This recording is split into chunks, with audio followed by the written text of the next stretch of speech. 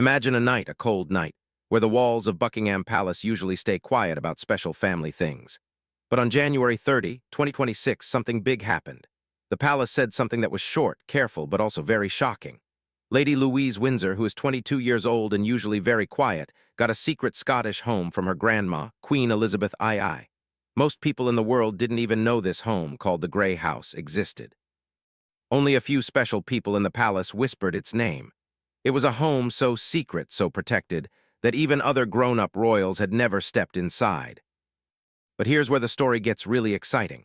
For weeks before this news, Queen Camilla and some of her family, the Parker Bowles, were secretly trying to get that very same home for themselves. They brought people to measure the land, they had lawyers, they had big plans, but they lost completely. What you're about to find out is a story about a secret gift, power, family fights, and a young woman who became the unexpected helper of Queen Elizabeth's most important secrets. This is the story of the secret estate. The secret home. Let's start with the question everyone is asking. What exactly is the Grey House? For more than 70 years, this home stayed hidden. No pictures were taken, no reporters visited, and no official papers linked it to the royal family. The royal workers only called it by a secret code name, Site 5. Most members of the royal family had never even heard of it. The home sits on a huge piece of land, over 200 acres in the rough mountains of Scotland. It's tucked away between old hunting areas that Queen Victoria herself loved to visit. It's far away, windy, and made to be unseen. This wasn't just any royal house. This was Queen Elizabeth's special place, where she felt most like herself. The land was bought in 1952, just a few months after Elizabeth became queen. But here's an interesting part. The official paper for the land didn't say any royal titles.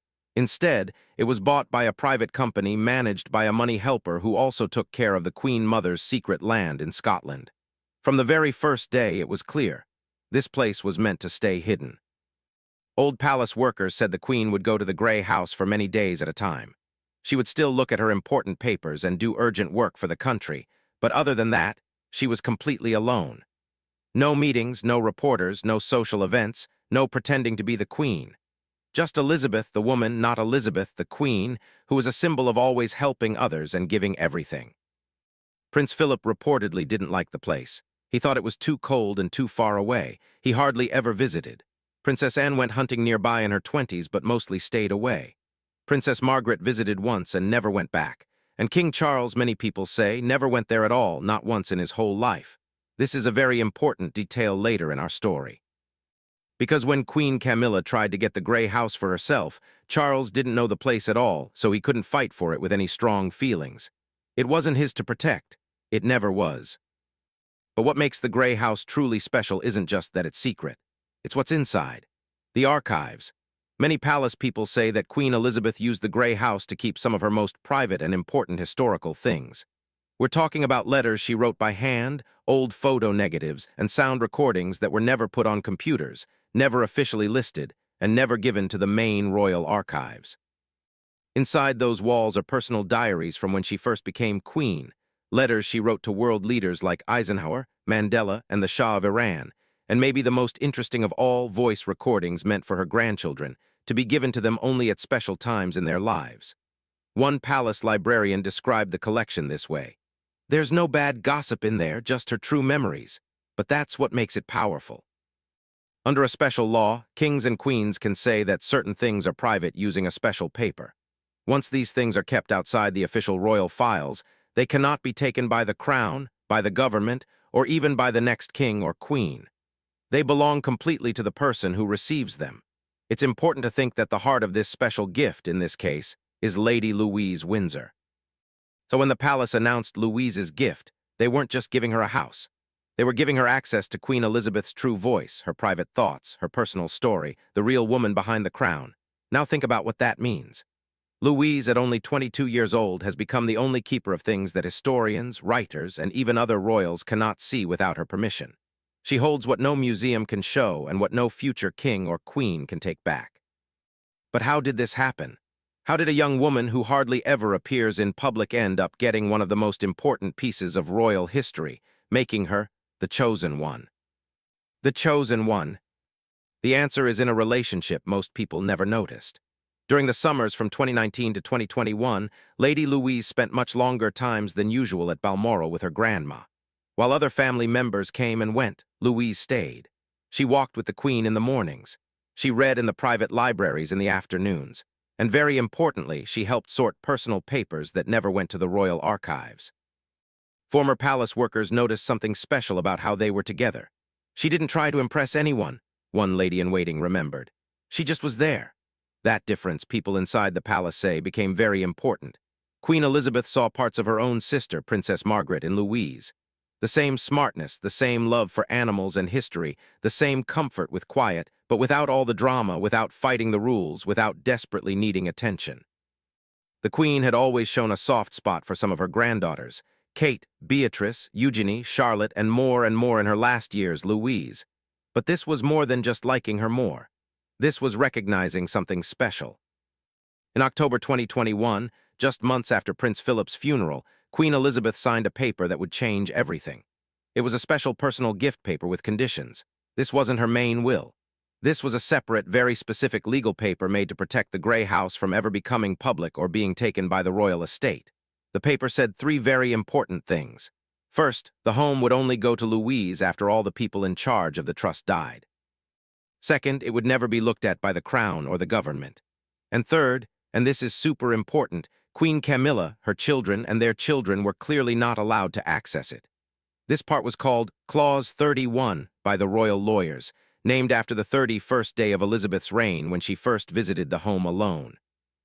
Only 4 people knew this clause existed: the Queen's personal lawyer, Princess Anne, the Queen's old archivist, and Prince Edward. Each one promised to keep it a secret. Each one kept their promise. Camilla's plan. Now let's talk about what Queen Camilla didn't know and what she tried to do about it. According to secret papers, Camilla started quietly asking about the Grey House as early as October 2024, just weeks after Elizabeth's sealed inheritance letter was opened by her private lawyer. She wasn't asking about it directly. Instead, she asked if any royal properties had been kept out of official lists of royal money. Why did she do this?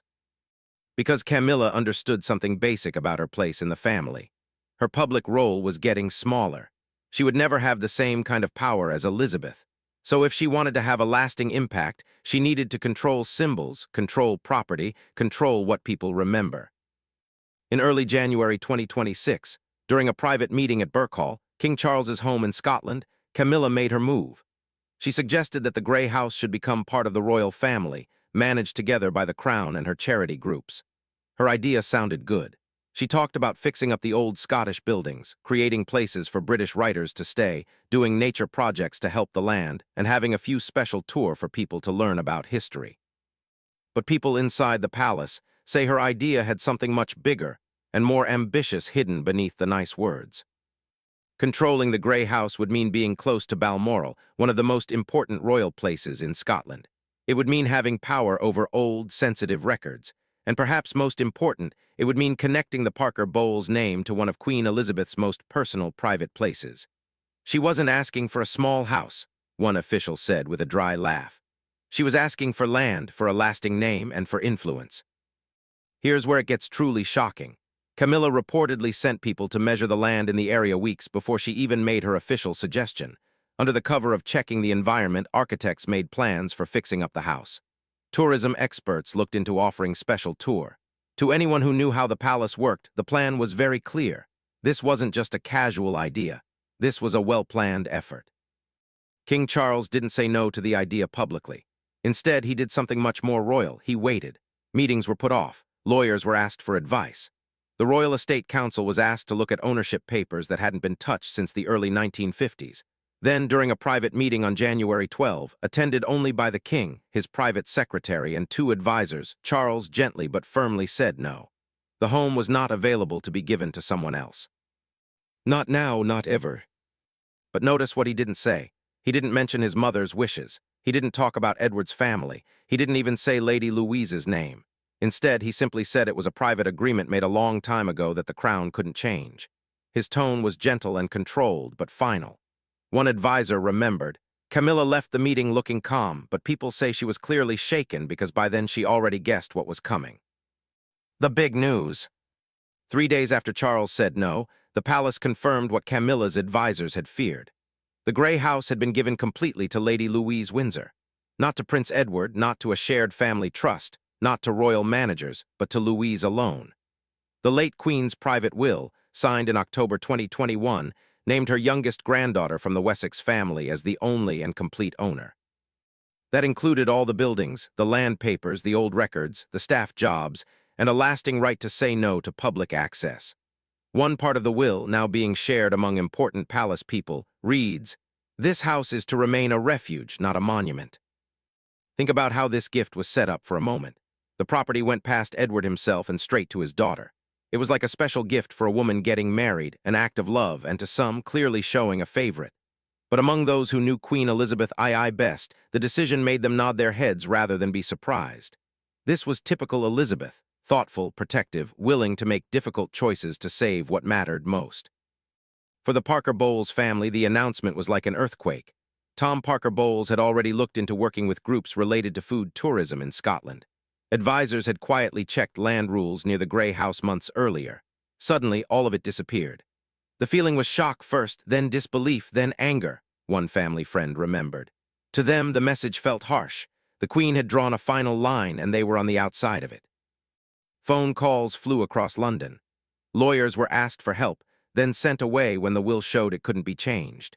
And in the middle of all this, Camilla stood, trying to understand how her many years of service ended with a legacy she was never allowed to touch.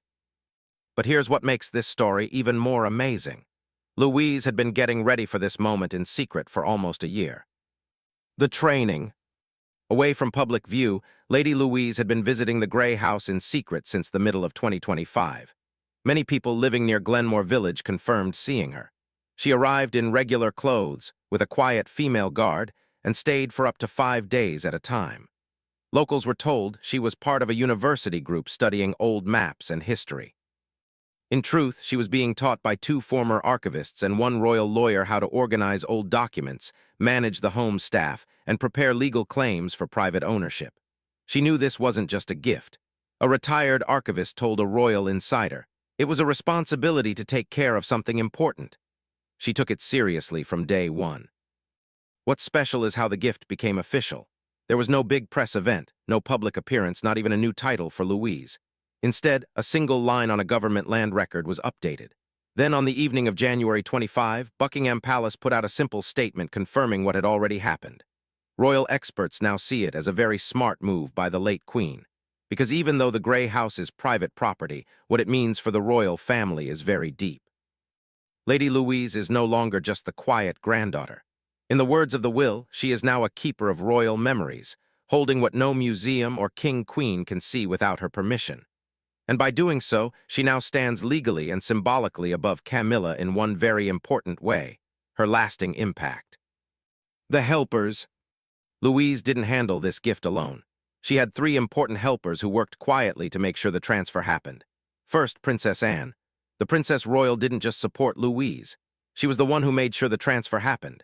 According to secret royal notes, Anne made sure the staff at the Grey House continued to be paid privately through the Royal Heritage Trust, not the main royal money.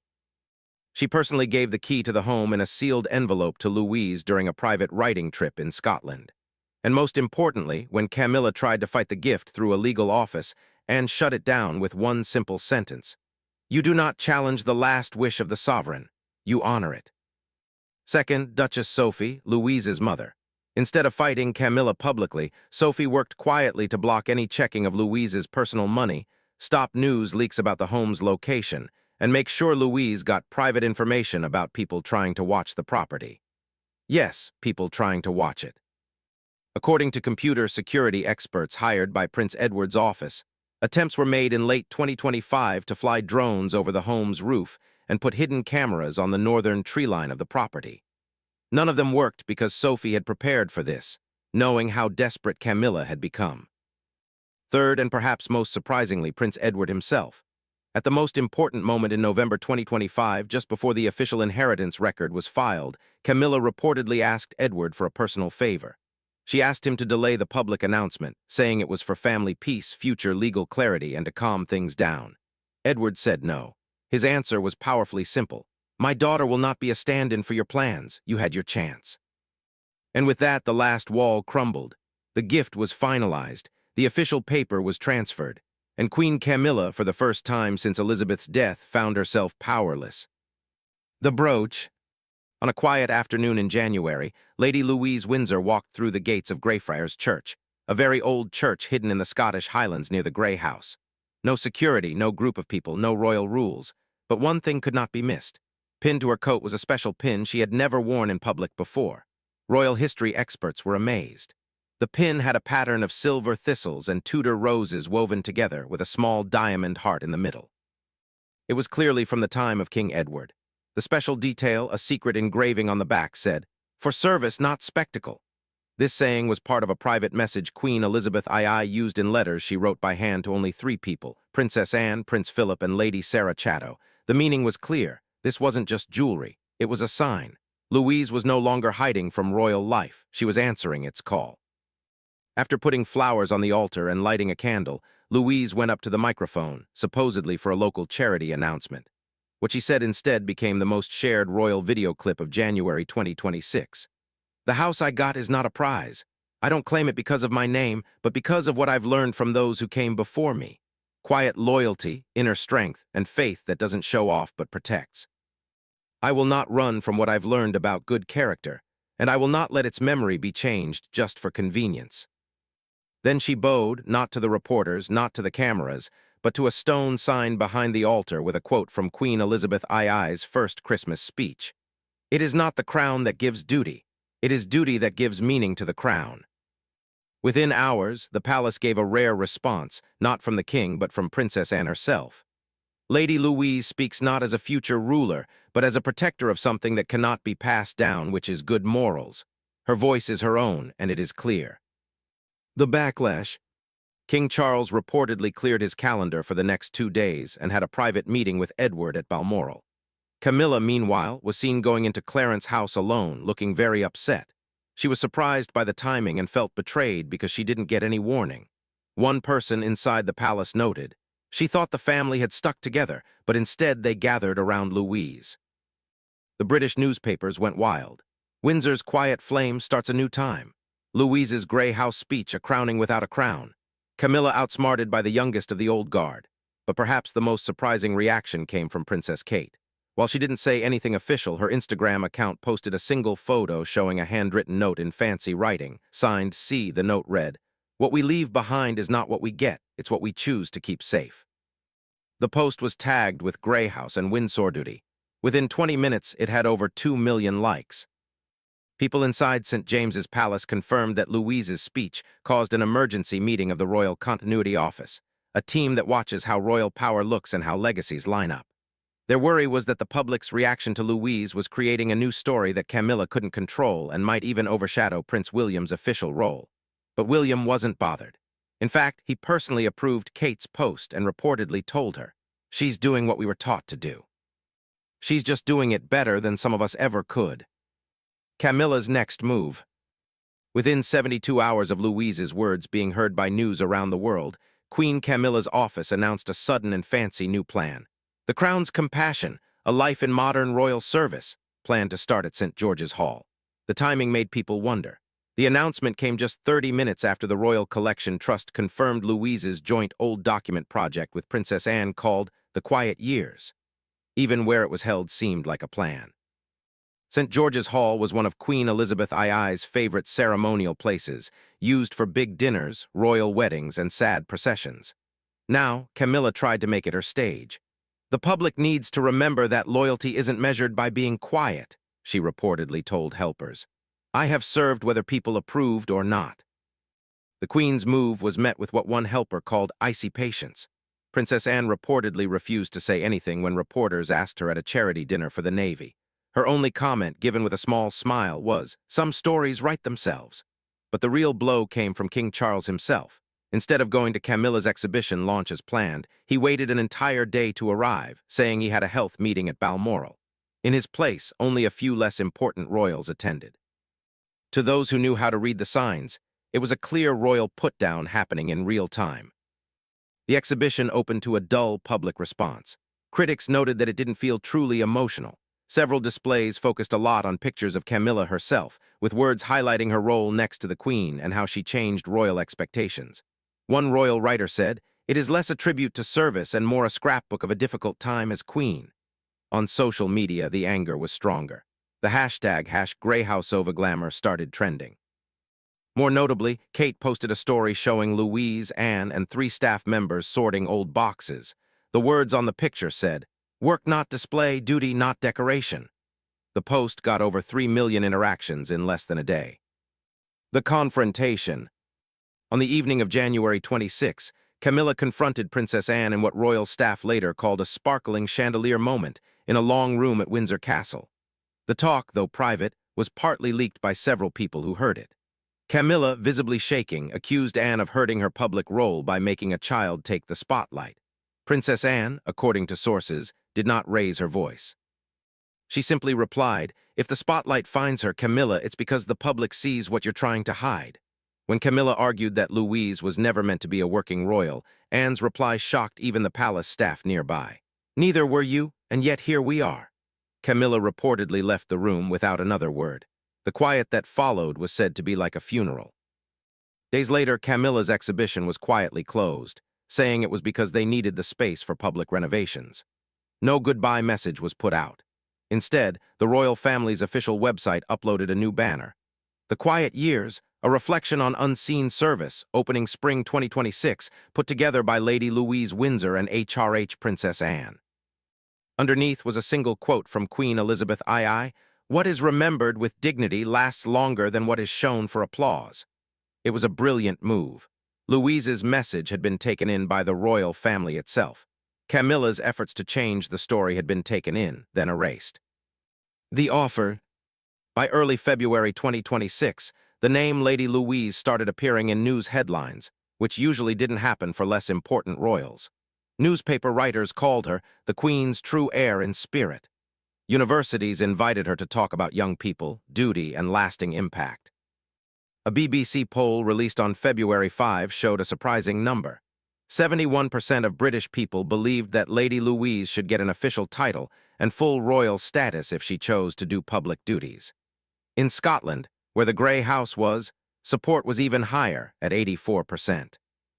On the evening of February 7, Buckingham Palace quietly confirmed that King Charles III had officially offered Lady Louise a full upgrade to Her Royal Highness, Princess Louise, with duties including teaching young people, cultural heritage, and programs for leaders from different generations.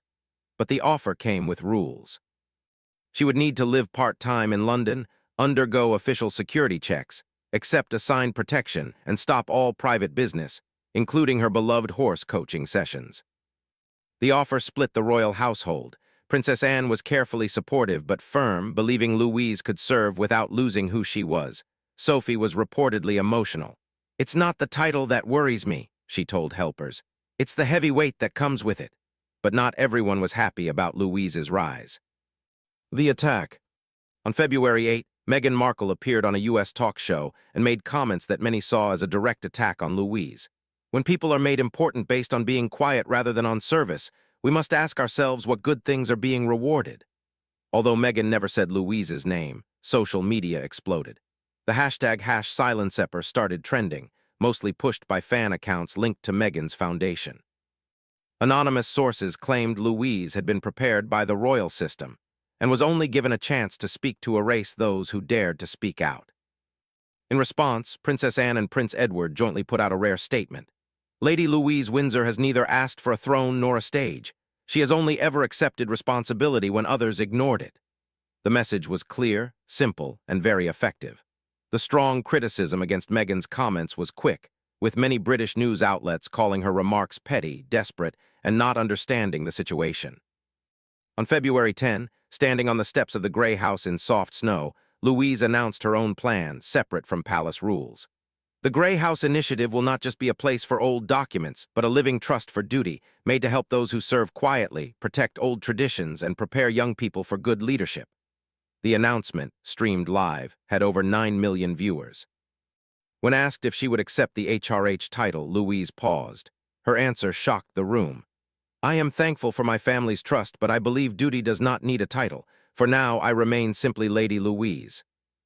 Days later, the palace confirmed that King Charles had personally written her a letter and delivered it by hand, a tradition not used since Queen Elizabeth II wrote to Prince William just before he officially became a prince. The letter reportedly included the line, "Your grandmother believed that greatness grows in silence. I now see she was speaking of you." Louise's reply, according to palace helpers, made Charles cry. "I will not seek a throne." By mid-February, royal reporters agreed that a new moral compass had formed within the monarchy.